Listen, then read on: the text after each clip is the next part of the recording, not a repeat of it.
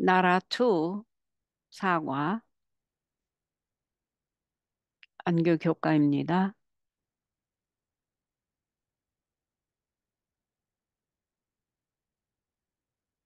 하나님의 경고는 옳았다. 죄인인 인간이 다스리는 정부는 계속해서 문제를 낳았고 이스라엘은 금령을 어긴 대가를 고통 속에서 배워야 했다. 그들은 이방처럼 살기로 선택했기에 이방의 압제 아래 살게 되었으며 이 현실은 예수님의 재림 때까지 지속될 것이다. 다니엘서 2장의 신상은 이 나라들의 가치가 점점 더 떨어지는 것을 묘사하고 있다. 그러나 마지막 때에 하나님은 사명을 가진 교회를 신대륙에서 세우시고 하나님 나라의 통치를 향해 역사가 움직이게 하신다.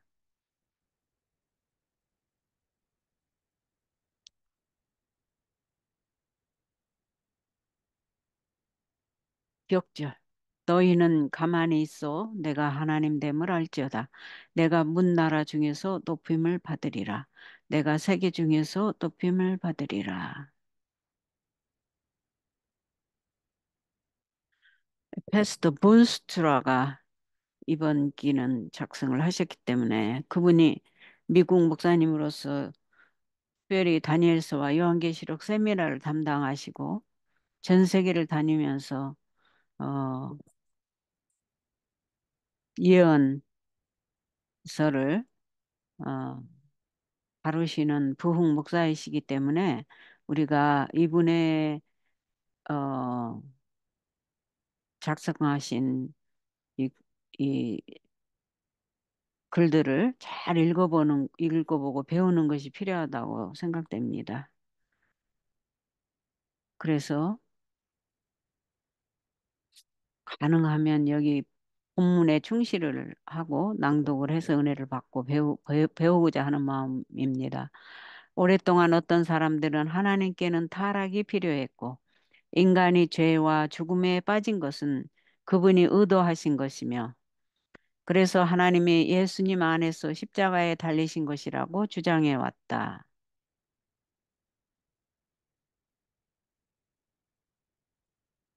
결국 하나님께서 인류를 위해서 십자가에서 돌아가시는 것보다 그들을 향한 당신의 사랑의 깊이를 그토록 강력하고 생생하게 보여줄 수 있는 것이 어디 있겠는가?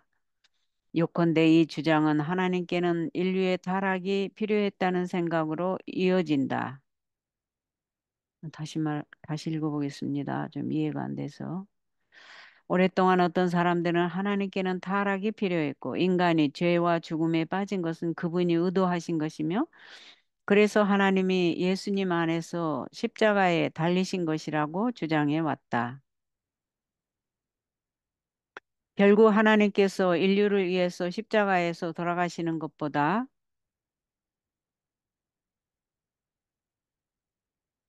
그들을 향한 당신의 사랑의 깊이를 그토록 강력하고 생생하게 보여줄 수 있는 것이 어디 있겠는가?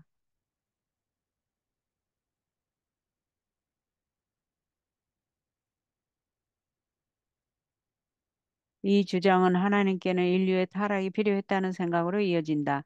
그것은 끔찍하고 형편없는 주장이다. 인류는 물론 사탄의 타락조차 결코 하나님의 뜻이 아니었다. 사탄의 반역과 그에 따른 인류의 반역은 엄청난 결과를 초래한 비극이었으며, 만약 첫 조상이 타락하지 않았다면 우리는 하나님 앞 안에서 여전히 온전한 기쁨 가운데 있었을 것이다. 이번 주에는 타락한 인류로, 아니, 이번 주에는 타락으로 인한 문제와 하나님의 통치가 아닌 인간 정부에 대한 욕망에 대해 계속해서 살펴볼 것이다. 이러한 진리는 다니엘서에 강력하게 드러나는데, 다니엘서는 당신의 백성이 그분에게서 돌아서고, 그 대신 이 땅의 왕을 선택했을 때 일어날 일에 대해 하나님께서 경고하신 것이 옳았다는 것을 보여준다. 이 땅의 왕과 죄인들이 죄인인 인간 위에 군림하는 것은 결코 좋은 조합이 아니지만 그것이 바로 그들에게 일어난 일이다. 깨닫기, 느끼기, 행하기. 나라들은 무너지지만 하나님은 남은 백성을 세우시고 당신의 나라의 역사를 이루신다. 느끼기, 하나님 명령을 떠나 세상 나라를 따를 때 인간의 가치는 훼손되고 고난이 따른다. 행하기 하나님 나라를 사모하며 사명을 가지고 세상의 하늘나라의 영광과 복음을 나눈다. 행하기 하나님 나라를 사모하며 사명을 가지고 세상의 하늘나라의 영광과 복음을 나눈다. 하나님 나라를 사모하며 사명을 가지고 세상의 하늘나라의 영광과 복음을 나눈다.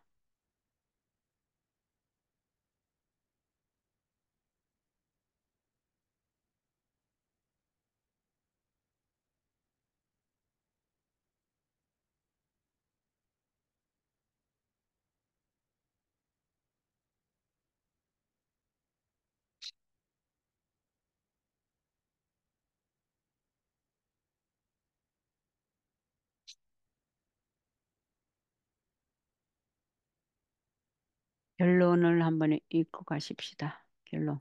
하나님의 경고는 옳았다. 죄인인 인간이 다스리는 정부는 계속해서 문제를 낳았고 이스라엘은 금령을 어긴 대가를 고통 속에서 배워야 했다. 아까 이거 결론을 위에서 아까 읽은 거네요. 목요일, 금요일은 어제 했기 때문에 일, 월, 화, 수까지만 오늘 하면 됩니다. 일요일로 갑니다.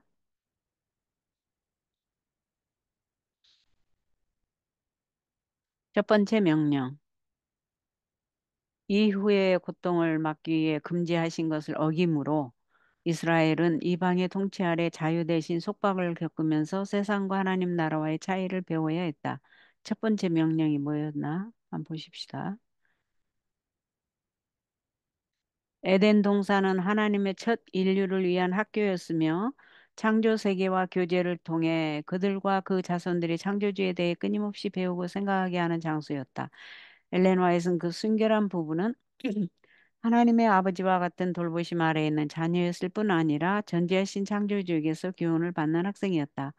보이는 우주의 신비, 곧 지혜가 온전하신 자의 기묘한 일이 저들에게 교훈과 기쁨을 주는 담없는 원칙이 되었다. 창세기 2장 9절에서 17절을 먼저 읽어보십시다. 잠깐만요. 질문을 한번 보겠습니다. 하나님께서 인류에게 주신 첫 번째 명령이자 금지사항은 무엇이었으며 그것은 왜 그렇게 중요한가? 창세기 2장 9절에서 17절에 첫 번째 명령이 무엇인가 보고 왜 그것이 그렇게 중요한가 알아보겠습니다. 여호와 하나님이 그 땅에서 보기에 아름답고 먹기에 좋은 나무가 나게 하시니 동산 가운데는 생명나무와 선악을 알게 하는 나무도 있더라. 강이 에덴에서 흘러나와 동산을 적시고 거기서부터 갈라져 내 근원이 되었으나 내 근원이 되었으니 첫째 이름은 비손이라 금이 있는 하윌라 온 땅을 둘렀으며 그 땅의 금은 순금이요 그곳에는 베델리움과 호마노도 있으며 둘째 강의 이름은 기혼이라 구스 온 땅을 둘렀고 셋째 강의 이름은 히데길이라 아수르 동쪽으로 흘렀으며 넷째 강은 유브라데더라. 여호와 하나님이 그 사람을 이끌어 에덴 동산에 두어 그것을 경작하며 지키게 하시고 여호와 하나님이 그 사람에게 명하여 이르시되 동산 각종 나무의 열매는 네가 임의로 먹되 선악을 알게 하는 나무의 열매는 먹지 말라. 네가 먹는 날에는 반드시 죽으리라 하시니라. 자, 여기 명령이 나오죠. 명령이 나오네요. 자, 16절과 17절. 다시 한번 읽읍시다. 여호와 하나님이 그 사람에게 즉 아담과 하와에게 명하여 이르시되 동산 각종 나무의 열매는 네가 맘대로 먹되 선악을 알게 하는 나무의 열매는 먹지 말라. 네가 먹는 날에는 반드시 죽으리라 하시니라. 네, 아까의 구절에서 선악을 알게 하는 나무가 동산 가운데가 있었다고 그랬어요. 동산 가운데. 그죠? 다시 한번 읽어봅시다. 여호와 하나님이 그 땅에서 보기에 아름답고 먹기에 좋은 나무가 나게 하시니 동산 가운데는 생명나무와 선악을 알게 하는 나무도 있더라. 선과 악을 알게 하는 나무도 있고 또 생명나무도 있었대. 동산 가운데에 생명나무도 있고 선악을 알게 하는 나무도 있더라. 동산 가운데에. 예, 오케이. 그래서 선악을 알게 하는 나무의 열매는 먹지 말라고 첫 번째 명령이 금지사항이 내려졌고 그것은 왜 그렇게 중요했는가를 이제 우리 연구해 보십시다. 하나님께서 인간에게 주신 명령에 사용된 명령하다라는 히브리어 동사의 어근 차와 명령하다 차와는 창세기 2장 16절에 선악을 알게 하는 나무의 열매를 먹지 말라는 명령에서 처음 나타난다. 어떻게 특정한 지식을 금지할 수 있는가? 선과 악을 알게 하는 나무를 먹지 말라고 그랬어. 왜 그러셨을까? 선과 악을 아는 게 왜 알면 안 되는가? 많이 경험하고 아는 것은 항상 유용한 것이 아닌가? 음, 답이 여기에 나와 있네요. 성경은 그렇게 말하지 않는다. 예를 들어 하나님은 사람들이 주님의 직접적인 통치를 받기보다는 인간이 스스로 통치하기로 선택했을 때 이후에 일어나게 된 일처럼 특정 지식이 가져오게 될 기나긴 고통으로부터 당신의 백성을 구하기 위해 사람을 철저하게 교육하기 원하셨다. 지난주에 살펴본 것처럼 수천 년 후 이스라엘이 왕을 요청했을 때 주께서는 그 결과를 보이시며 하나님의 직접적인 통치를 거절하기로 선택한 결정이 세상 끝날까지 지속될 것이라고 백성들에게 알려주셨다. 그랬죠. 맞아요. 오케이. 이스라엘의 왕들이 점점 더 악해짐에 따라 당신의 언약 백성은 너무 세속화되고 그들의 목적에서 멀어졌기에 하나님은 그들이 원하던 인간의 통치를 더 많이 겪도록 두셨다. 이러한 배경을 두고 다니엘서를 살펴보면 깨달음을 얻을 수 있다. 다니엘서의 환상에 묘시된 제국들의 연이은 등장은 이방인인 열방에 대한 고발일 뿐 아니라 하나님의 명령을 따르지 않은 이스라엘의 실패를 보여주는 것이기도 하다. 에덴에서 처음에 주셨던 자유 대신 겪는 수세기 동안 속박의 생활이 이어졌다. 이는 배우고자 하는 이들에게 이 세상 왕국과 하나님의 나라 사이의 현저한 대조를 증거할 수 있는 또 다른 학교가 될 것이다.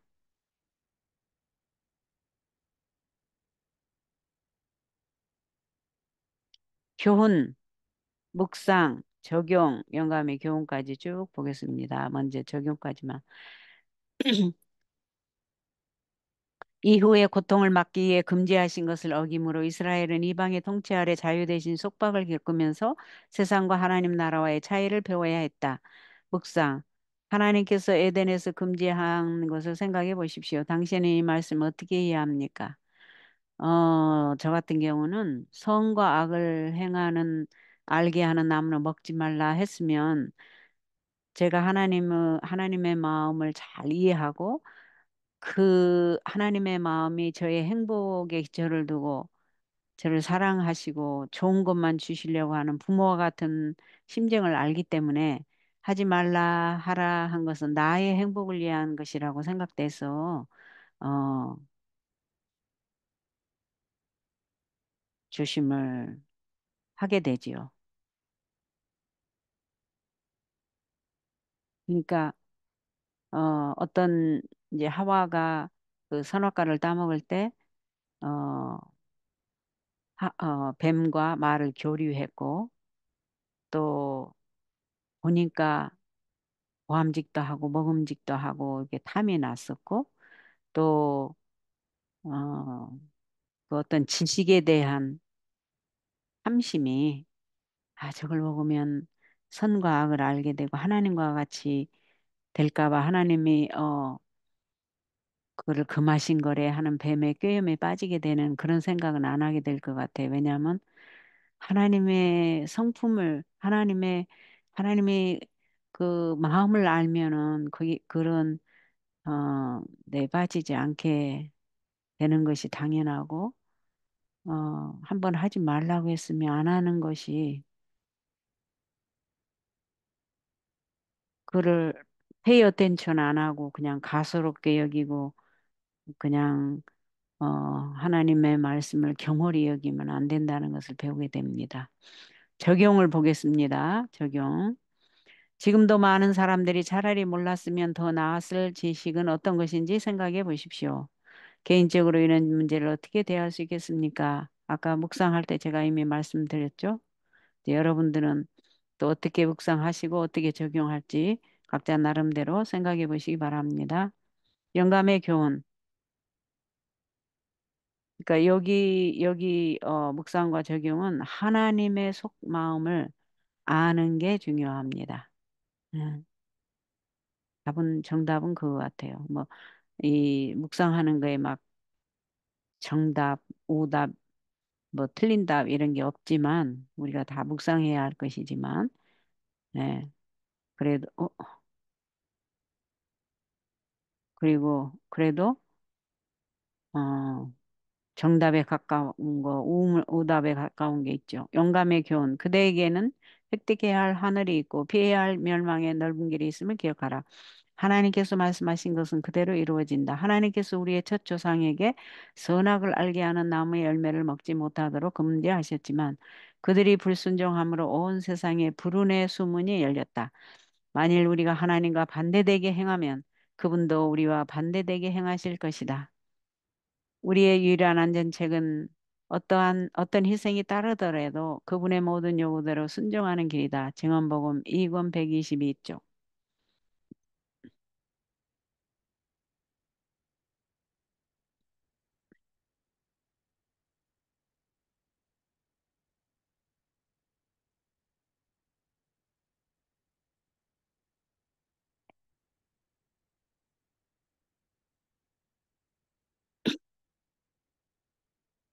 월요일로 가겠습니다.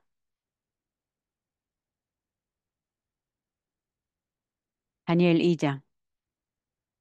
다니엘 2장. 20세기에 가득했던 인류와 미래에 대한 낯갈로는 인간의 이기심, 전쟁, 무질서 등으로 깨어졌다. 이것은 다니엘 2장이 신상에서 보는 가치의 절하와 유사하다.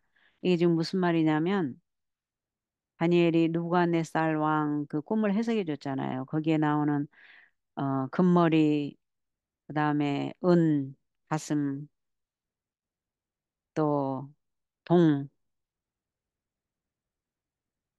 철, 그다음에 철과 진흙. 그게 각 나라를 상징했지 않습니까?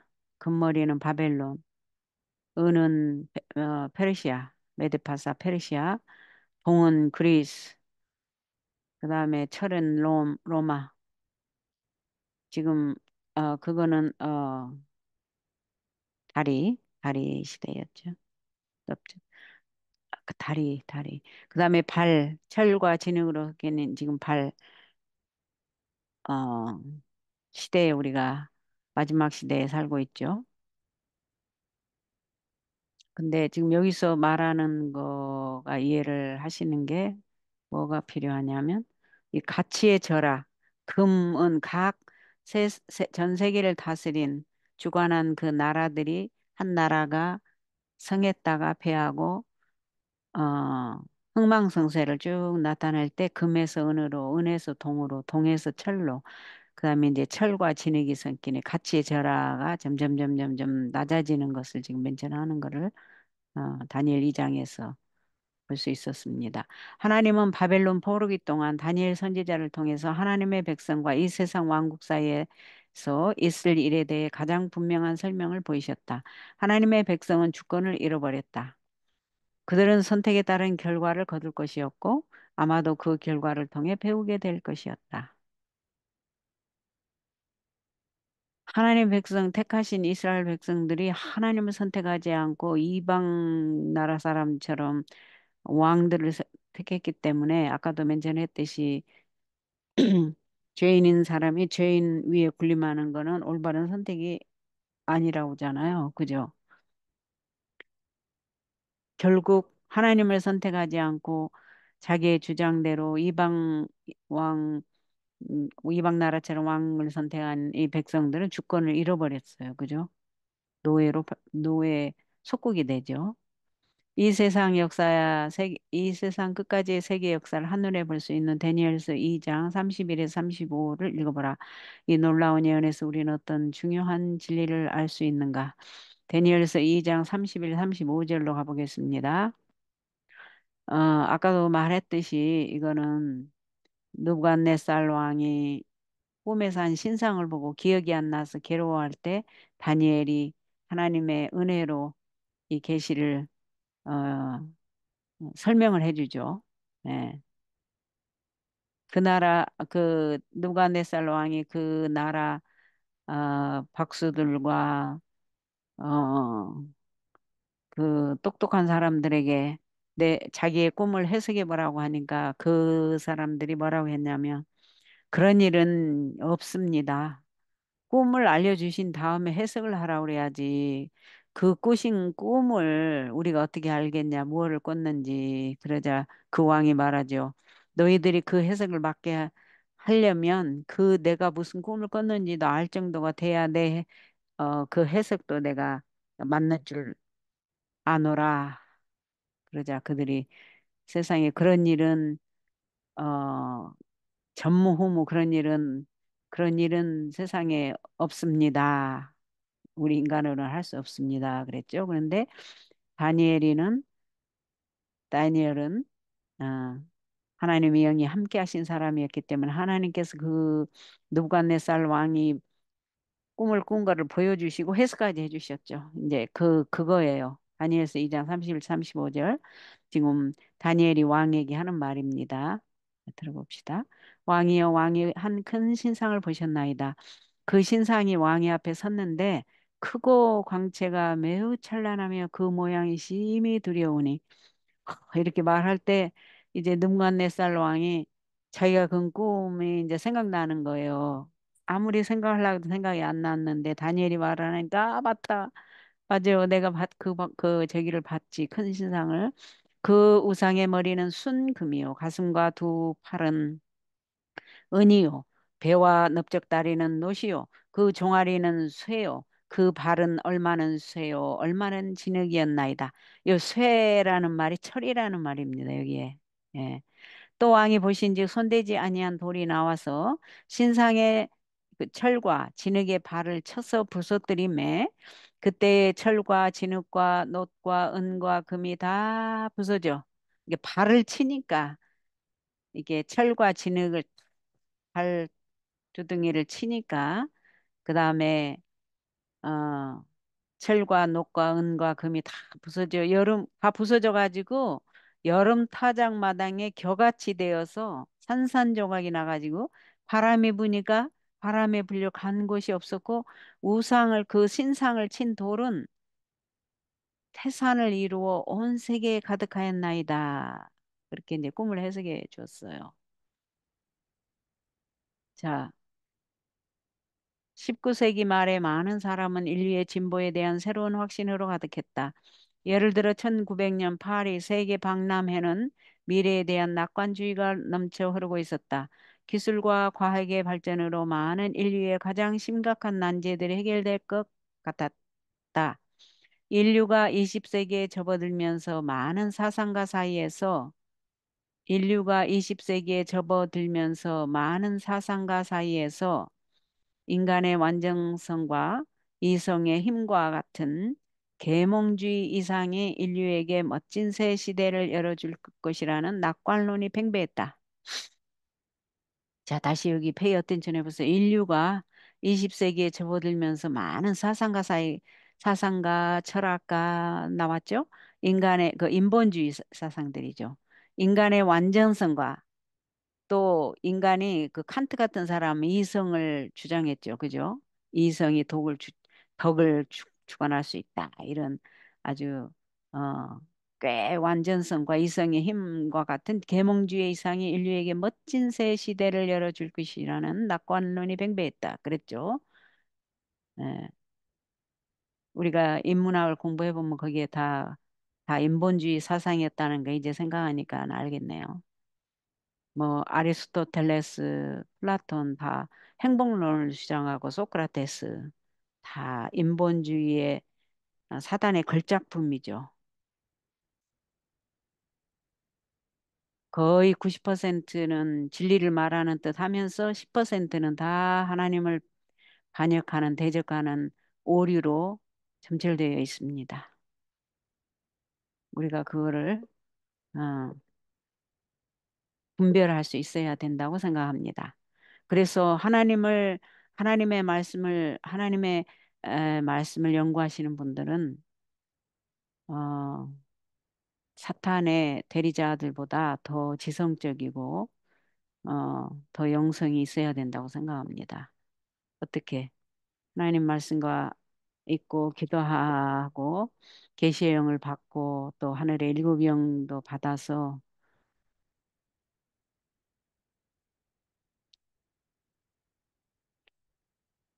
사탄이 오늘날 마지막에 가까울 때 하나님의 남은 백성들을 광신으로 이끌든지 아니면은 뭐 십자가만 있으면 다 됐다. 어, 율법 안 지켜도 된다. 이런 미혹의 영이 미혹의 영으로 이끄는 이 시대에 하나님의 공의와 하나님의 자비를 확실하게 깨닫고 설명해 줄 수 있는 주님의 자녀들이 필요하다고 생각합니다.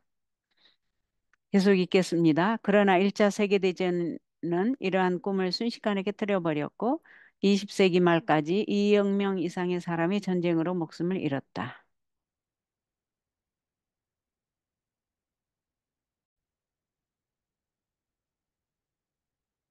20세기 말까지 2억 명 이상의 사람이 전쟁으로 목숨을 잃었다. 인류는 기술적인 면에서는 발전했을지 모르지만 도덕적으로는 그렇지 않았다. 마르틴 루터 킹 목사의 말을 빌리자면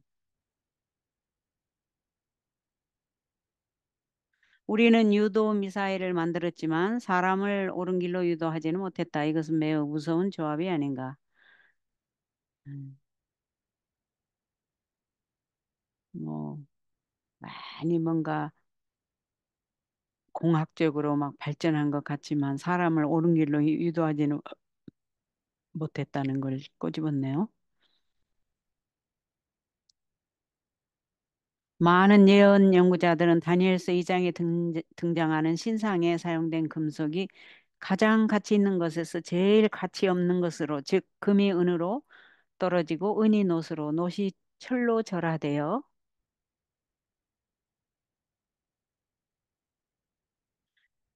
결국에는 철과 흙만 남는다는 것을 알아차렸다. 찰스 다윈, 마르크스, 그리고 다른 19세기의 사상가들은 인류가 어떻게든 발전하고 있다는, 즉 생물학적, 사회적으로 진화하고 있음을 설득하려고 노력했다.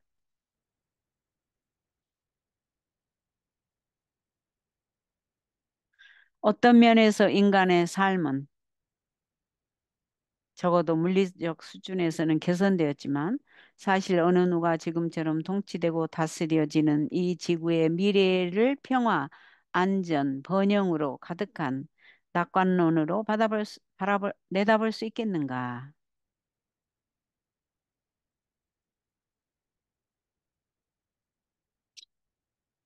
이유는 재림을 기다리는 사람들, 그리스도인뿐만 아니라 하나님을 믿지 않는 무신론자들까지도 이 세상은 이제 마지막을 향해서 달리고 있다. 마지막이 다 되었다를 다 외치고 있습니다. 교훈, 묵상, 적용을 보겠습니다. 20세기에 가득했던 인류와 미래에 대한 낙관론은 인간의 이기심, 전쟁, 무질서 등으로 깨어졌다. 이것은 다니엘 2장의 신상에서 보는 가치의 절하와 유사하다. 예수님은 곳곳에서 일어날 난리와 사건에 대해 경고하셨습니다. 예수님이 왜 미리 경고하셨는지 생각해 보십시오.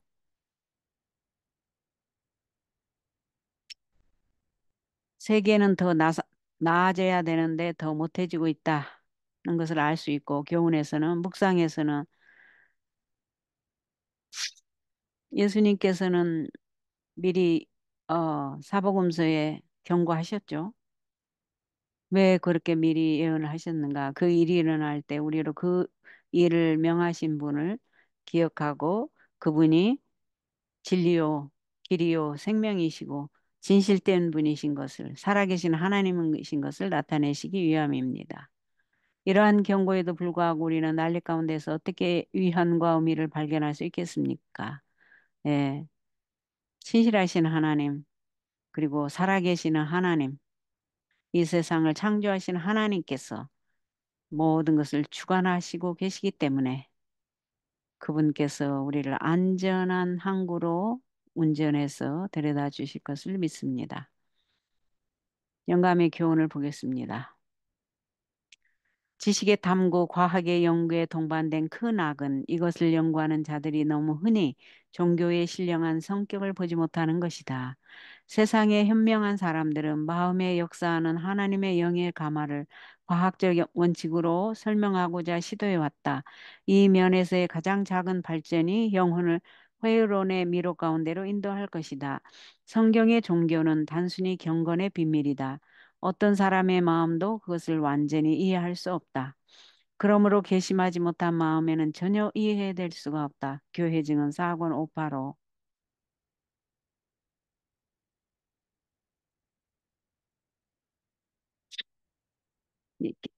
다시 말하면 경건의 비밀을 하나님의 영으로 거듭나진 자에게 하나님께서 그 경건의 비밀을 나타내시기 때문에 거듭나지 못한 성령 인도를 받지 못한 사람에게는 전혀 그 신령한 것이 이해될 수 없다는 말씀입니다. 화요일로 가겠습니다. 수요일까지만 하면 됩니다. 어제 목금을 했으니까. 다니엘 7장. 이스라엘은 이방인처럼 살기로 선택했기에 이방인의 앞자리에 살게 되었다. 이 같은 신자들의 자주권 상실은 예수께서 회복하실 마지막 때까지 지속될 것이다. 다니엘 2장의 꿈은 바벨론 왕에게 처음 계시되었다. 이와 마찬가지로 다니엘 7장의 환상은 하나님의 언약 백성인 히브리 선지자에게 주어졌다. 음, 다니엘 7장은 다니엘에게 주어졌죠. 다니엘은 느부갓네살에게 주신 것과 동일한 주제를 보았지만 이 느부갓네살은 바벨론의 왕이었습니다. 그것을 다른 관점에서 보았다. 다니엘은 동상 대신 바람이 물결을 일으킨 후에 바다에서 솟아오르는 일련의 나라들을 본다. 이 나라들의 싸움이 이어지는 중에 그들 사이에서 권력의 판도가 계속해서 바뀌고 있었다. 자, 시편 65편 5절 8절을 보겠습니다. 우리 구원의 하나님이시여 땅의 모든 끝과 먼 바다에 있는 자가 의지할 주께서 의를 따라 어미하신 일로 우리에게 응답하시리이다. 주는 주의 힘으로 산을 세우시며 권능으로 때를 떼시며 바다의 설렘과 물결의 흔들림과 만민의 소요까지 진정하시나이다. 땅끝에 사는 자가 주의 징조를 두려워하나이다. 주께서 아침 되는 것과 저녁 되는 것을 즐거워하게 하시며 이 험난한 세상에서도 우리의 의지 되시는 하나님을 의지하고 살 때에 우리도 그 험난한 중에서도 즐거움을 누린다는 말이네요. 이사야 17장 12절 13절.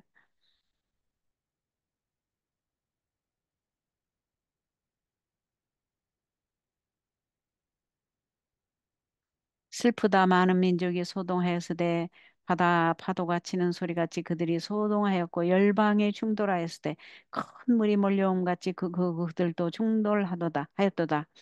열방이 충돌하기를 많은 물이 몰려옴과 같이 하나 주께서 그들을 꾸짖으시리니 그들이 멀리 도망함이 산에서 겨가 바람 앞에 흩어진 같겠고 폭풍 앞에 떠도는 티끌 같을 것이라. 계속 이 세상이 전쟁으로 격동됨을 볼 수 있고 그 전쟁 속에 있는 사람들의 그 고생과 그 고난과 고통은 말로 다 할 수 없는 것이 보여집니다. 에레미야 46장 7절 8절. 에레미야 선지자가 그, 그 별명이 있는데 어, 한식 울음 한식하는 선지자였죠. 보겠습니다. 강의 물이 출렁임 같고 나일강이 불어남 같은 자가 누구냐? 애굽은 나일강이 불어남 같고 강물이 출렁임 같도다. 그가 이르되 내가 일어나 땅을 덮어 성읍들과 그 주민을 멸할 것이라. 음, 이런 것은 홍수와 파도의 비유를 사용하여 열국사의 격동을 묘사하고 있죠. 이와 대조적으로 약속의 땅은 적어도 일정 기간 이방 왕국들의 바다 가운데 평화와 안전의 섬, 즉 주변 나라들의 혼란과는 달리 하나님의 정부의 견고한 토대 위에 세워진 구별된 나라로 존재했다.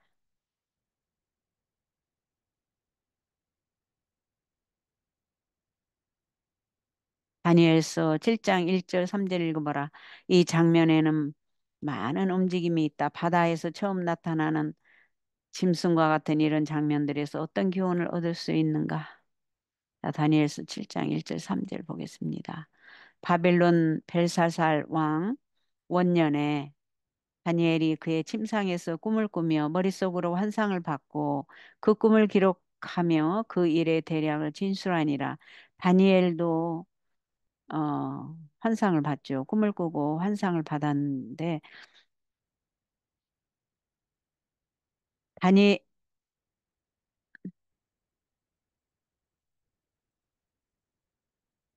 다니엘이 진술하여 이르되 내가 밤에 환상을 보았는데 하늘에 네 바람이 큰 바다로 몰려 불더니 와 이건 상상만 해도 두려운 장면입니다. 큰 짐승 넷이 여기에 바람은 전쟁을 나타내죠. 바다는 이 민족들을 이 민족 간의 이 전쟁이 일어나는 거는 두려운 환상이었네요. 큰 짐승 넷이 바다에서 나왔는데 큰 짐승 넷이 바다에서 나왔는데 그 모양이 각각 다르더라. 이야, 참 그 꿈이 두려운 꿈이었네요. 자, 계속 읽겠습니다. 다니엘이 해안에서 이방인들의 전쟁에 혼란을 지켜보는데 갑자기 짐승들이 육지, 즉 그가 있는 땅으로 올라오기 시작한다. 이방인의 문제는 이제 다니엘의 민족의 문제가 되었다. 이스라엘은 이방인처럼 살기로 선택했기 때문에 이제 이방인들과 같이 그들의 지배 아래 살게 될 것이었다. 이스라엘은 이방인처럼 살기로 선택했기 때문에 이제 이방인들과 같이 그들의 지배 아래 살게 될 것이었다. 바벨론의 지배부터 시작하여 하나님의 언약 백성은 다시는 완전하고 오래 지속되는 자치를 이룰 수 없었다. 바벨론한테 지배를 받았죠. 그래서 이스라엘은 다시는 완전하고 오래 지속되는 하나님의 신정 정치를 이룰 수 없었죠. 자기들이 왕을 구했기 때문에. 이와 같이 오늘날의 하나님의 백성의 자주권 상실도 그리스도께서 마침내 우리의 왕으로서의 정당한 자리를 회복하실 마지막 때까지 지속될 것이다. 이와 같이 오늘날의 하나님의 백성의 자주권 상실도 그리스도께서 마침내 우리의 왕으로서의 정당한 자리를 회복하실 마지막 때까지 지속될 것이다. 이와 같이 오늘날의 하나님의 백성의 자주권 상실도 그리스도께서 마침내 우리의 왕으로서 정당한 자리를 회복하실 마지막 때까지 지속될 것이다. 신약 시대에도 하나님의 백성은 로마 제국의 지배 아래서 그리고 이교 로마의 후계자인 작은 뿔의 박해 아래서 계속해서 고난을 겪었다. 여기가 중요한 것 같아. 다시 여기 하이라이트 다시. 여기를 잘 이해하시기 바랍니다.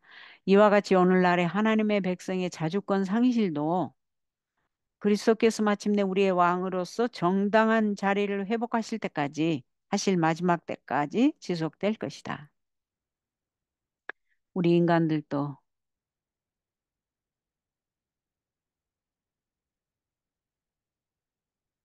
무슨 말인지 이해가 되시나요? 제 가운데서 우리가 하나님을 선택하지 않으면 우리도 이스라엘 백성이 걸어온 길을 걷게 된다. 그 말씀인 것 같습니다. 그 말씀입니다. 역사적으로 어떤 나라는 다른 나라보다 풍요로웠고 어떤 시대는 다른 시대보다 더 평화로웠다. 하지만 거의 대부분의 국가, 민족, 제국의 역사는 한 비극에서 다른 비극으로 한 압제자에서 다른 압제자로 이어지는 것이었다. 그리고 종종 이 모든 것이 자기 민족의 유익을 최우선시하는 통치자들에 의해 이루어졌다. 만약 그들이 따르기로 선택하기만 했다면 하나님께서 당신의 백성을 위해 행사하시려 했던 통치와는 얼마나 대조적인 모습인가.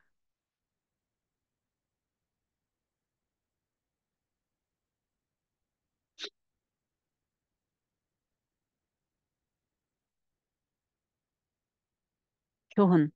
이스라엘 이스라엘은 이방인처럼 살기로 선택했기에 이방인의 압제 아래 살게 되었다.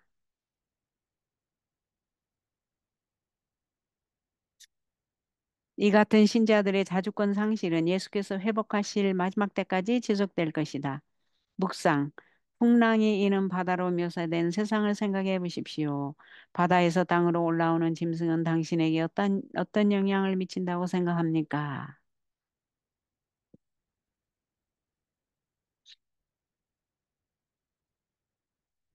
풍랑이 는 바다로 묘사된 세상은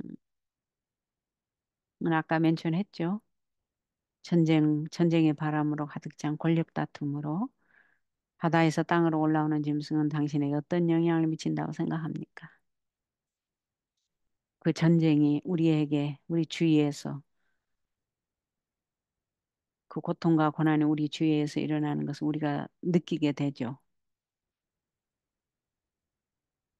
우리도 6.25 전쟁을 겪었지 않습니까? 우리가 겪진 않았죠. 우리 선조들이 겪었지만, 어, 전쟁에서 고통당하는 것이 먼 나라 이야기가 아니고 우리 가까이에서 우리가 직접 체험하는 우리 선조들이 체험하는 그러한 것을 상상할 때, 그거를 기억할 때, 어, 기억해 볼 때 끔찍한 일입니다. 적용.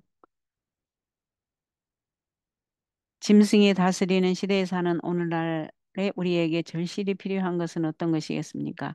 예언에서 짐승은 정부, 나라를 다스리는 그 정부를 의미하는데 여기에서 또 어, 상상할 수 있는 것이 짐승은 짐승이잖아요. 잔인하고 포악한, 그렇죠? 이기적인 하나님의 사상과는 품성과는 반대되는 사단의 품성. 그래서 짐승으로 여기 나오는 게 이제 이해가 됩니다. 영감의 교훈. 예언 연구는 축복이 됨. 다니엘서와 요한계시록을 우리 시간이 날 때마다 연구하십시다. 예언 연구는 축복이 됨. 특별히 예수님의 재림이 아주 가까이 이른 이때에는 우리가 요한계시록과 다니엘서를 필히 읽고 묵상하고 연구해야 한다고 합니다. 옛 연구는 축복이 됨. 이 세상 역사의 종말이 가까이 이르고 있는 이때 다니엘이 기록한 예언들은 우리가 사는 바로 이 시대와 관계가 있으므로 우리는 그것에 특별한 주의를 기울여야 한다.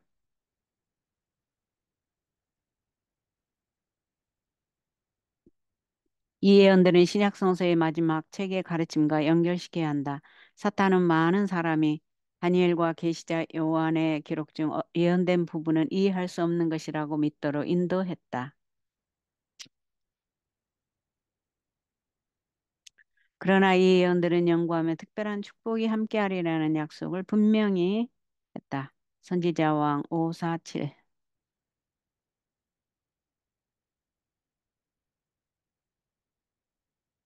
네, 기도도 한번 보십시다.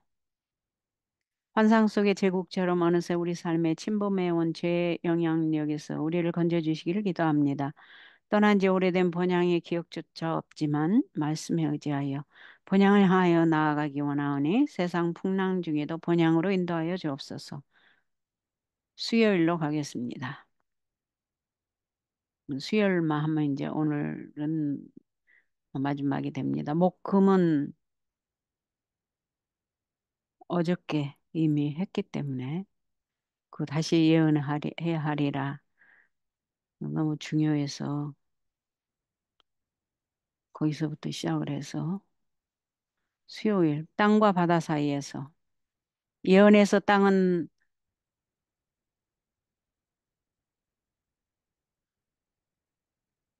예언에서 땅은 하나님이 통치하는 안정된 장소, 바다는 세상 정부와 불안정한 혼란을 나타낸다. 하나님은 박해를 받은 신자들을 위한 새 땅을 준비하셨다.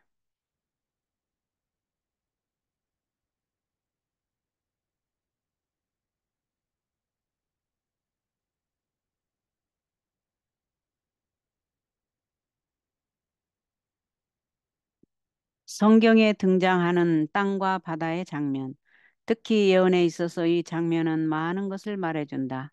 성경 예언에 등장하는 땅과 바다가 상징하는 것을 생각해 보라. 이들은 극명하게 대비된다.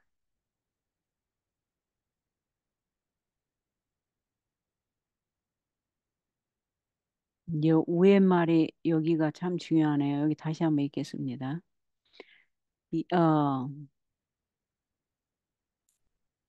땅은 예언에서 땅은 하나님이 통치하는 안정된 장소, 바다는 세상 정부와 불안정한 혼란을 나타낸다.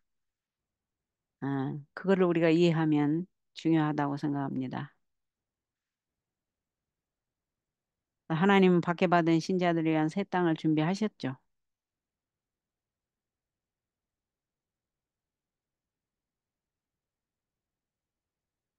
성경에 등장하는 땅과 바다의 장면, 특히 예언에 있어서 이 장면은 많은 것을 말해준다. 예언에 등장하는 땅과 바다가 상징하는 것을 생각해 보라. 이들은 극명하게 대비된다. 땅과 바다가 병기될 때 상징적으로 땅은 종종 질서 있는 세계나 심지어 이스라엘 땅을 상징하는 한편, 바다는 바다가 땅을 위협하는 것처럼 이스라엘을 위협하는 이방 국가를 가리킨다.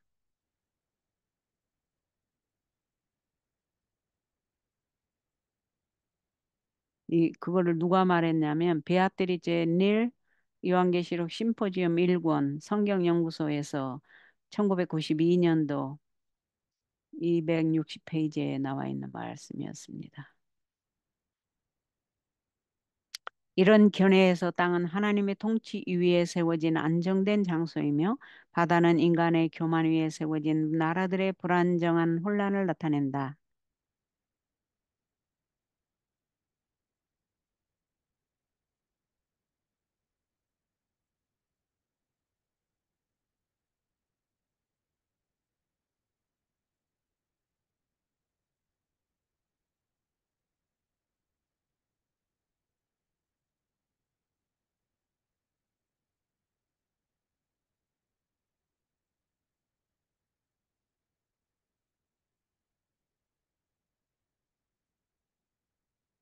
위의 생각을 참고하여 요한계시록 12장 15절, 16절, 요한계시록 13장 1절, 11절을 읽어보라.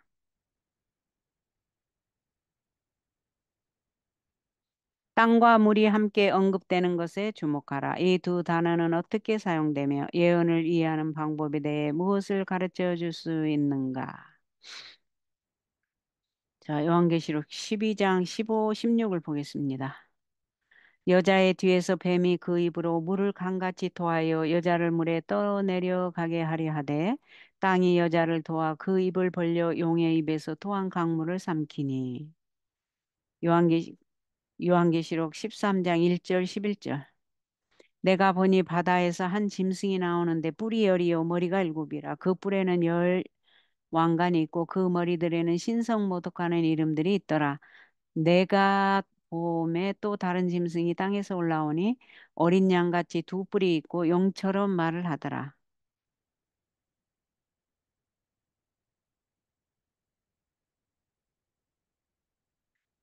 자, 질문을 한번 보겠습니다. 읽어봤으니까. 땅, 땅과 물이 함께 언급되어 있는 것에 주목하라. 이 두 단어는 어떻게 사용되며 예언을 이해하는 방법에 대해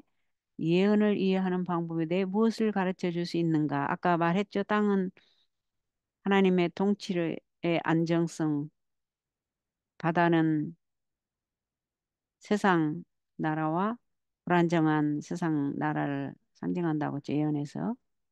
예. 그리고 여기에서 우리 요한계시록 12장과 요한계시록 13장에 나온 Y주석으로 좀 가서 보겠습니다. 살펴보겠습니다. 요한계시록 12장과 13장 Y주석을 좀 보겠습니다.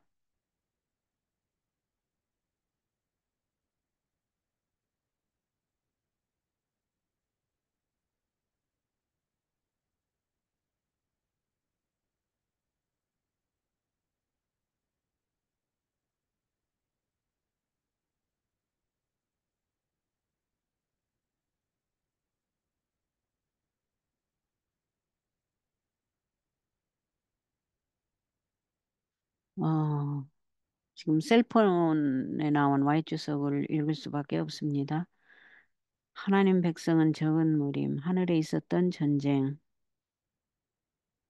하늘에 있었던 전쟁을 좀 읽어드리고 싶네요. 잠깐만요.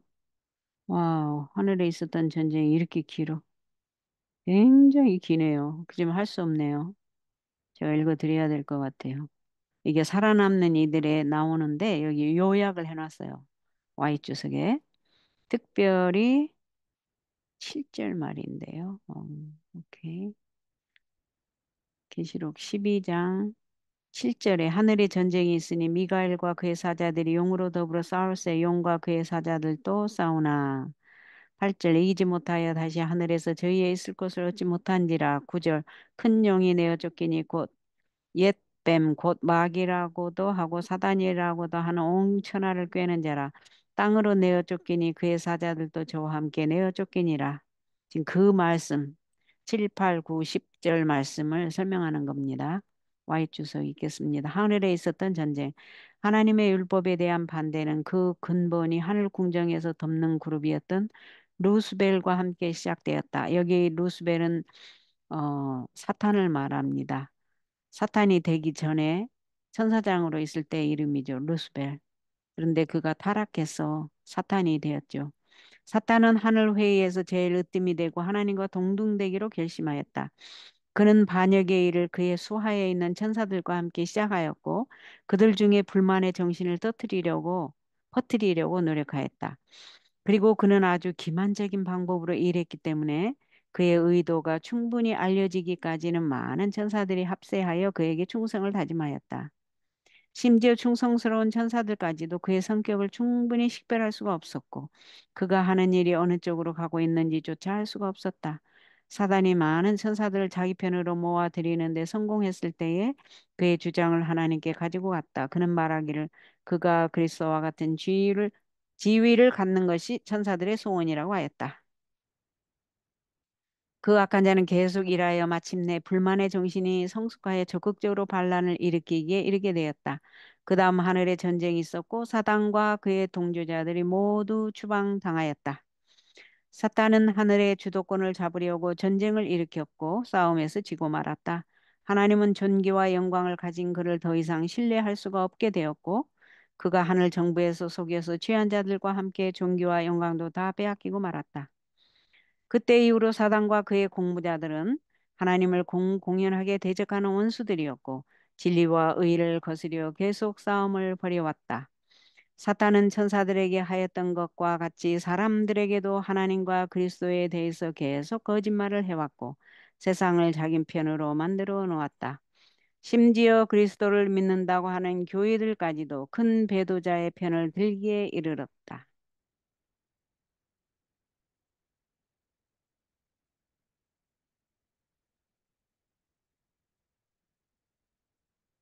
이거 중요해서 다시 한번 읽겠습니다. 사탄은 천사들에게 하였던 것과 같이 사람들에게도 하나님과 그리스도에 대해서 계속 거짓말을 해왔고 세상을 자기 편으로 만들어 놓았다.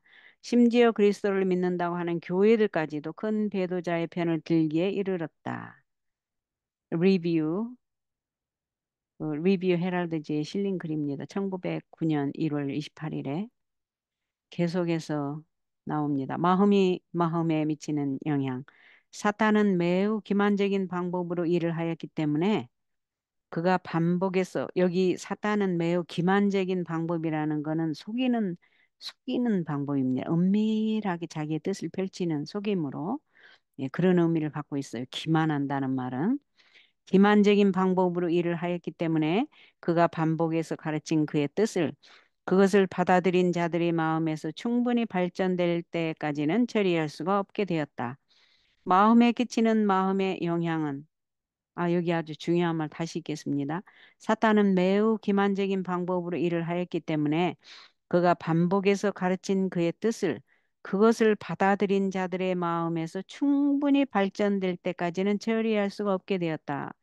그렇죠. 이 기만자들의 수법이죠.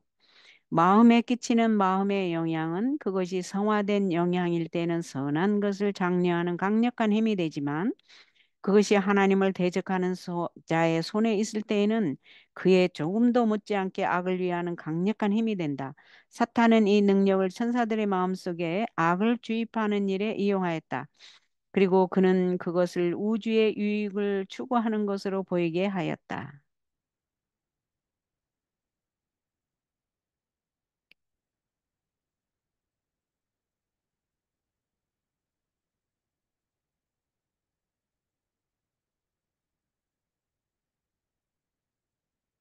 이 사단의 수법을 우리가 볼 수 있죠.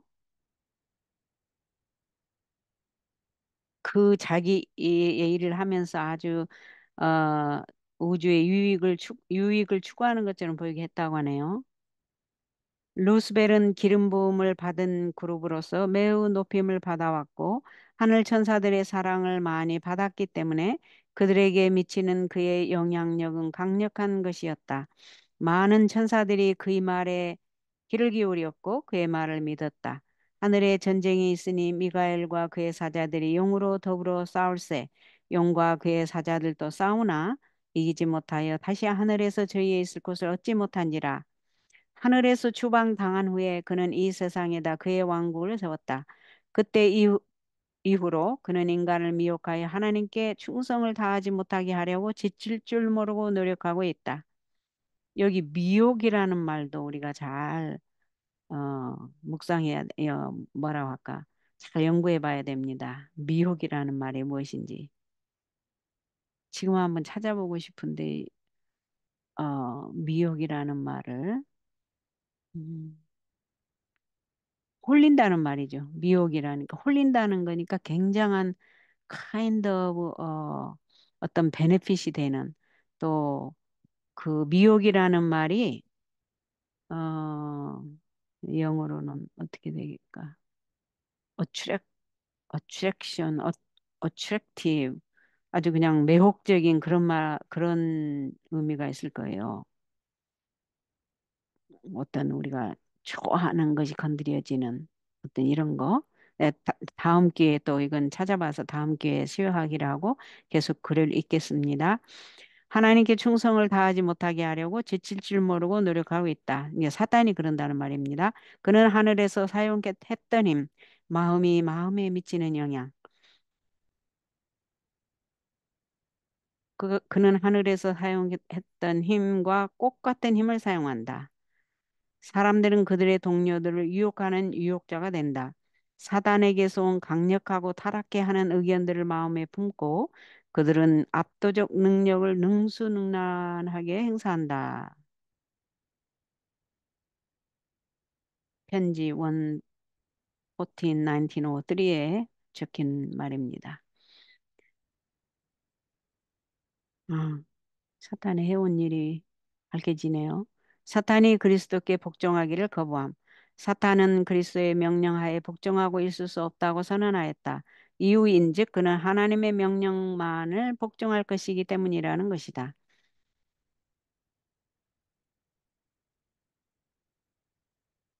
아, 그리스도의 명령 복종할 수 없고 하나님 명령만을 복종하겠다고 했군요.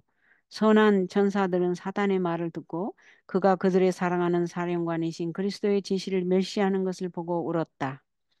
아버지께서는 사단의 문제에 결정을 내리시고 선언하시기를 그는 하늘에서 추방되어야 하며 그의 반역에 가담한 자들도 모두 그와 함께 추방시켜야 한다고 하셨다.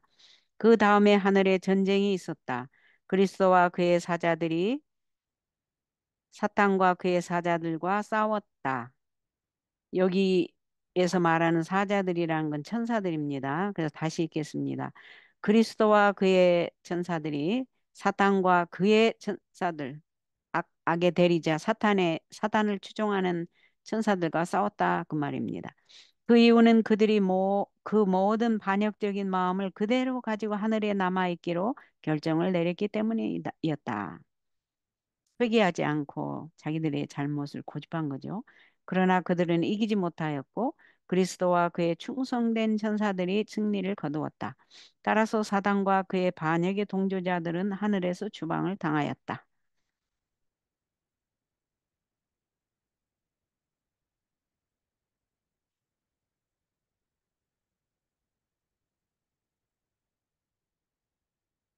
이 third 영적 thirty 이렇게 나왔는데 이게 어느 책인지는 잘 모르겠네요. 나중에 발- 연구해보고 또 알려드리겠습니다. 반역의 무대를 세상으로 옮김. 사단이 반역했을 때 하늘에는 전쟁이 있었고 그와 그를 동정하는 자들은 모두 함께 추방을 당했다. 그는 하늘에서 높은 지위를 갖고 있었고 빛나는 한 보좌를 갖고 있었다. 그러나 유일하시고 거룩한 주권자에게 바쳐야 할 그의 충성은 빗나갔고 그는 첫 번째 지위를 잃었다. 그를 동정한 자들은 모두 하나님의 존전에서 추방을 당하였고 거기에 머무를 권리를 더 이상 인정받지 못하게 되었다.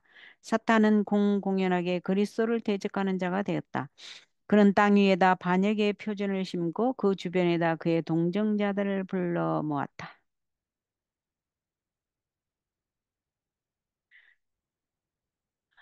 하늘에서 전쟁이 있었던 것을 지금 우리가 이해하게 됩니다. 10절에 보면 저 보세요. 요한계시록 12장 10절을 읽겠습니다. 내가 또 들으니 하늘에 큰 음성이 있어 가로되 이제 우리 하나님의 구원과 능력과 나라와 또 그의 그리스도의 권세가 이루었으니 우리 형제들을 참소하던 자 곧 우리 하나님 앞에서 밤낮 참소하던 자가 쫓겨났고 거기에 대한 와이투석을 읽겠습니다. 그리스도의 죽으심으로 인하여 사단은 하늘에서 떨어짐. 사탄이 형제의 참소 자리에서 떨어진 것은 그리스도께서 자신의 생명을 포기하신 크신 일로 말미암아 이루어진 것이었다. 사탄의 집요한 반대에도 불구하고 구속의 경륜은 착착 진행되고 있었다. 인간은 아주 가치가 있는 존재로 여김을 받았나니 이는 그리스도께서 인간을 위하여 그분의 생명을 희생시켰기 때문이었다.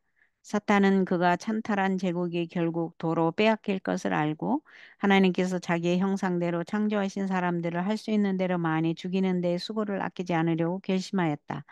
그리스도께서 인간을 위하여 이처럼 용서하시는 사랑과 궁유를 보이셨기 때문에 사탄은 인간을 미워하였다. 그는 이제 인간이 잃어버림을 당할 만한 모든 속임수를 인간에게 시도해 보려고 준비하고 있다. 그가 그의 노선을 더욱 힘있게 추진하는 까닭은 자신의 절망적인 상태 때문이다.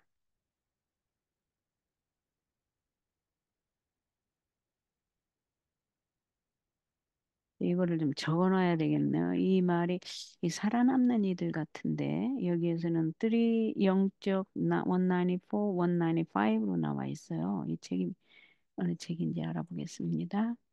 나중에 쉐어하겠습니다. 잠깐만요. 우주 세계의 사랑을 모두 다 잃은 사단. 사탄은 그리스도에 대한 그의 적개심을 표현으로 매맞아 상처 입은 그리스도를 갈바리 십자가에 달기까지 하였다. 이것은 사단이 자신에 대한 우주의 사랑을 제 손으로 그 뿌리까지 송두리째 뽑아내어 던진 것이었다. 하나님께서 그 아들 안에서 자신을 부인하고 세상 죄를 위하여 그분의 생명을 주신 것은 그가 인류를 사랑하셨기 때문이었다. 창조주는 무한하신 하나님의 아들 안에 나타났다. 여기에 하나님은 자기 부인을 할 수 있느냐는 질문에 대한 영원한 대답이 있다. 그리스도는 하나님이셨으나 몸을 낮추사 육신이 되셨고 인성을 쓰시사 죽기까지 복종하셨다. 이는 그가 무한하신 희생을 경험하려 하심이었다. 사탄에 참수하는 능력이 깨어짐.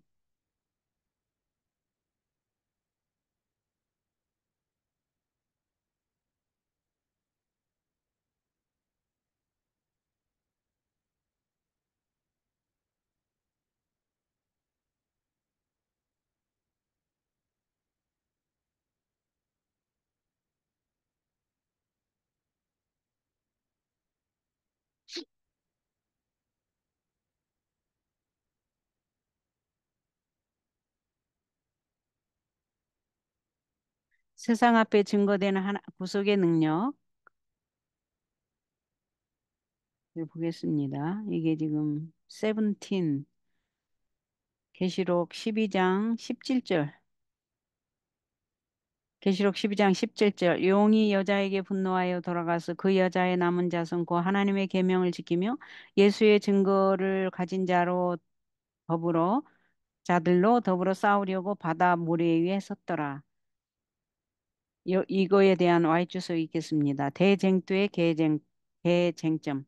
모든 사람의 마음을 아시며 모든 동기를 헤아리시는 하나님께서는 진리의 지식을 갈망하는 사람들이 이 투쟁의 계쟁점에 관하여 기만당하도록 버려두지 않으실 것이다. 그 법령은 사람들에게 맹목적으로 강요되지는 않을 것이다. 각 사람은 현명한 결정을 하리만큼 충분한 빛을 갖게 될 것이다. 안식일은 충성의 큰 시금석이 될 것이다. 왜냐하면 안식일은 특별히 투쟁의 초점이 되는 진리가 되기 때문이다.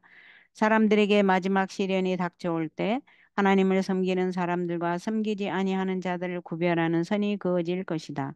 내책 계명을 지키는 대신에 국가의 법률과 일치되도록 거짓 안식일을 지키는 것은 하나님과 반대되는 세력에 충성하는 표가 되는 한편 하나님의 율법을 쫓아 참 안식일을 지키는 것은 창조주께 충성하는 증거가 된다. 그리하여 한 계층의 사람들은 세상의 세력에 복종하는 인을 받음으로써 짐승의 표를 받는 반면에 다른 한 계층의 사람들은 하나님의 권위에 충성하는 표를 받는 길을 택함으로써 하나님의 인을 받게 된다.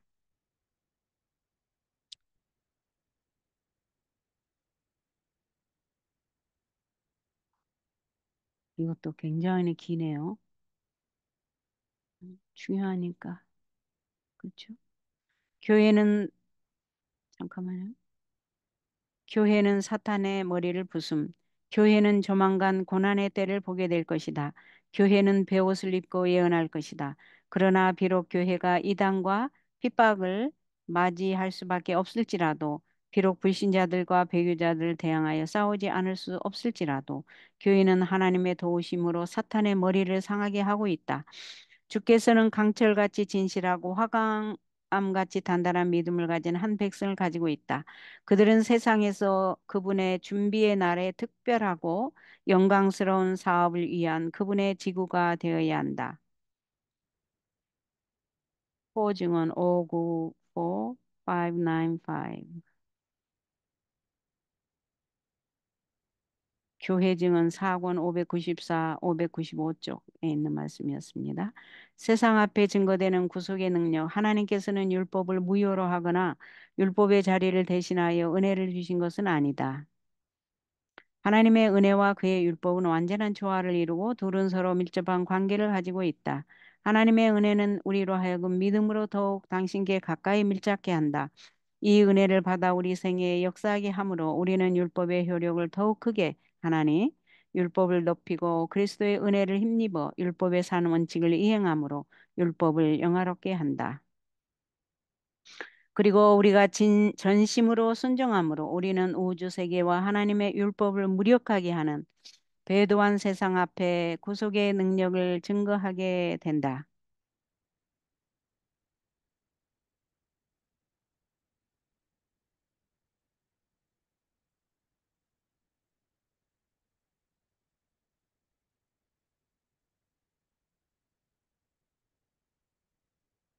중요한 말씀에서 다시 한번 읽겠습니다. 당신의 은혜는 우리로 하여금 믿음으로 더욱 당신께 가까이 밀착게 한다. 이 은혜를 받아 우리 생애에 역사하게 함은 우리는 율법의 효력을 더 크게 하나니 율법을 높이고 그리스도의 은혜를 힘입어 율법의 산 원칙을 이행함으로 율법을 영화롭게 한다. 그리고 우리가 전심으로 순종함으로 우리는 우주 세계와 하나님의 율법을 무력하게 하는 배도한 세상 앞에 구속의 능력을 증거하게 된다. Review 1896, 9월 15일 쪽에 나온 말씀이었습니다. 땅 위에는 오로지 두 편임. 이 땅 위에는 오로지 두 편뿐이다.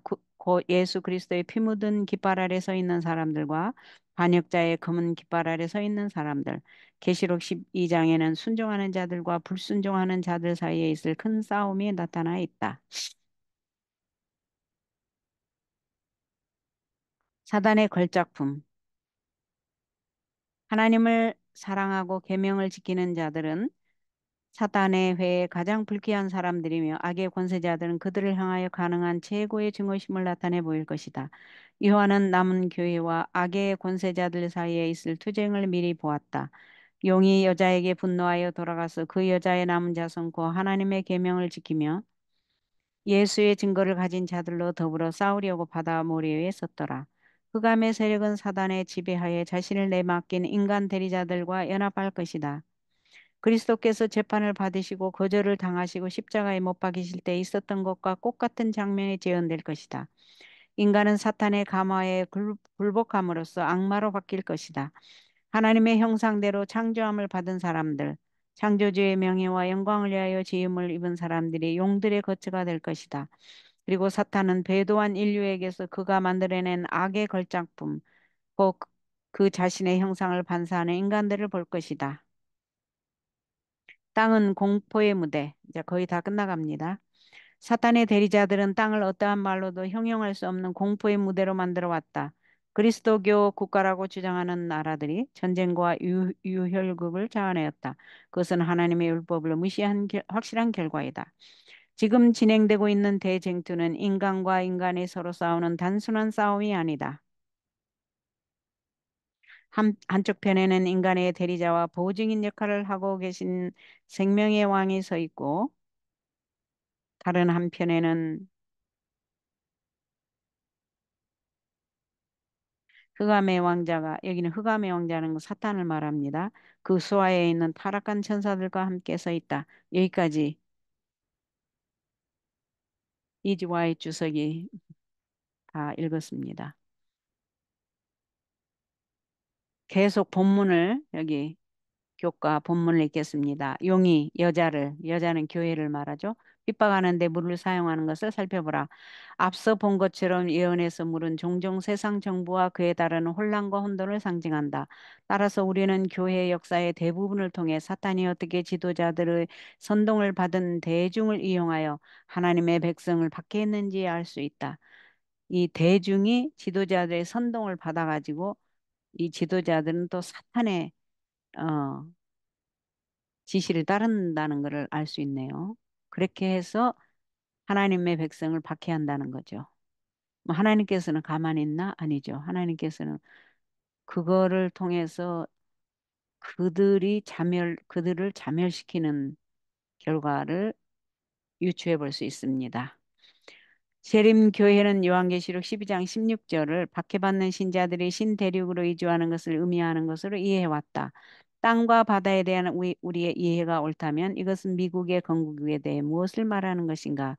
계시록 12장 16절 우리가 미리 읽었죠. 땅이 여자를 도와 그 입을 벌려 용의 입에서 토한 강물을 삼키니 이 땅, 신대륙이 여자, 교회, 청교도들을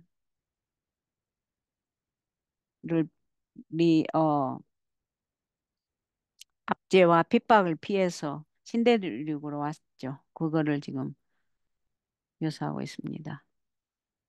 하나님의 백성을 위해 약속의 땅을 따로 준비하셨던 것 같이 이 땅 또한 준비하셨다고 생각할 수 있겠는가? 미국은 초기 건국자들이 바랐던 것과 같은 새 이스라엘은 결코 아니었지만 이 땅은 오랫동안 종교적 박해를 받는 전 세계 수백만 명의 사람들에게 종교 자유의 땅이었다. 그렇죠. 레퓨지들이 전 세계에서 피난자로 이 미국으로 올 수 있었습니다. 그죠? 레퓨지로. 전쟁이나 종교 박해를 받고 오는 사람들, 정치 박해든 하여튼 박해를 피해서 오는 피난자들은 여기 미국에 올 수 있었어요. 이어서 안타깝게도 이 양 같은 두 뿔을 가진 짐승은 언젠가 용처럼 말할 것이다. 오랫동안 박해받는 이들을 위한 종교 자유의 등대 역할을 해온 미국이 종교 박해의 주도자가 될 것이다. 이것은 인류가 하나님의 통치를 받는 대신 스스로 통치하기로 선택했을 때 일어난 일에도 다른 예이다.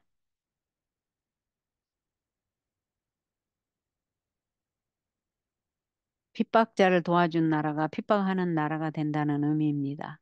교훈과 묵상과 적용을 보겠습니다. 예언에서 땅은 하나님의 통치하시는 안정된 장소, 바다는 세상 정부와 불안정한 혼란을 나타낸다. 하나님은 박해받은 신자들을 위한 새 땅을 준비하셨다.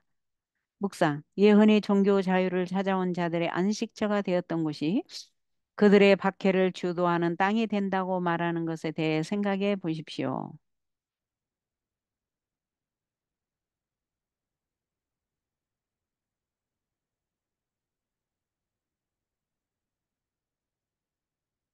예언이 종교 자유를 찾아온 자들의 안식처가 되었던 곳이 그들의 박해를 주도하는 땅이 된다고 말하는 것에 대해 생각해 보십시오. 적용, 신대륙에 관한 예언과 그것이 이루어지는 모습을 보면서 우리의 교회와 자신의 삶에 어떻게 적용할 점이 있겠습니까? 이 적용을 해보시면 이제 예언들이 이렇게 다 이루어지는 걸 보면서 우리의 교회와 자신의 삶에 어떻게 적용할 점이 있겠습니까? 네, 마지막 시대에 참 예언이 주어진 것은 참 복이고 부지런히 요한계시록과 다니엘서를 연구하고 성경과 영감의 글들을 잘 읽고 날마다 어, 묵상하고 읽고 기도하고 또 우리뿐만 아니라 우리 주위에 있는 사람들을 위해서 기도해 주는 거 필요하겠습니다. 영감의 교훈을 읽어보십시다. 영감의 교훈을 읽고 마치겠습니다. 이제 기도까지 읽고 마치겠습니다. 개신교의 일요일 준수의 강요는 법안권 곧 짐승에 대한 경배를 강요하는 일이다. 넷째 계명의 요구를 알면서 참 안식일 대신에 거짓 것을 지키기로 선택하는 자들은 그 거짓 것을 지키도록 명령한 권위에 경배하는 셈이다. 그러나 세속적 권력을 가지고 종교적 의무를 강요하는 바로 그 행위로 말미암아 교회들은 스스로 짐승의 우상을 만들게 된다. 이런 의미에서 북미 합중국이 일요일 준수를 강요하는 것은 짐승과 그 우상에게 경배하도록 강요하는 일이 된다. 각시대 대쟁투 449 우리 각시대 대쟁투도 우리가 읽고 묵상해야 되는 줄로 압니다. 네, 각시대 대쟁투 다음 시간에 하겠습니다. 기도, 환난 중에도 우리의 피난처가 되시는 하나님의 약속을 감사합니다. 죄에 빠진 이스라엘을 구원하셨던 것처럼 부족한 죄인도 인도하옵소서. 눈앞에 혼란과 어려움이 보일지라도 하나님이 우리를 위해 예비하신 땅을 바라보게 도와주소서. 아멘. 오늘은 여기까지 하겠습니다. 목금토는 어제 해놓았기 때문에 여기서 마치겠습니다.